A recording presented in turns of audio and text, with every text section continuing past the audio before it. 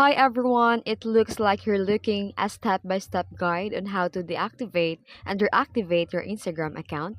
Here's a clearer breakdown. So, the first thing you need to do is to open your Instagram app on your device. Tap on your profile picture in the bottom right corner of the screen. Tap the three lines menu in the top right corner, then select the settings and privacy.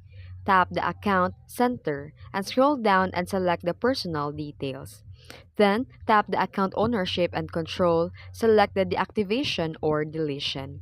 Choose the account you want to deactivate and make sure that the activate account is selected and then tap continue. Enter your Instagram password when prompted. Select a reason for deactivating your account, then tap deactivate account to confirm. Your account is now deactivated. The Instagram will hide your profile, post, and followers until you're logged back in. Then, in order to reactivate your account again, open the Instagram app or visit the Instagram website. Enter your username and password.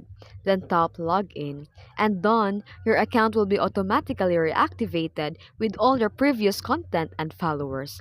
If you found this video tutorial helpful, please don't forget to like and subscribe for more helpful tips. Thanks for watching!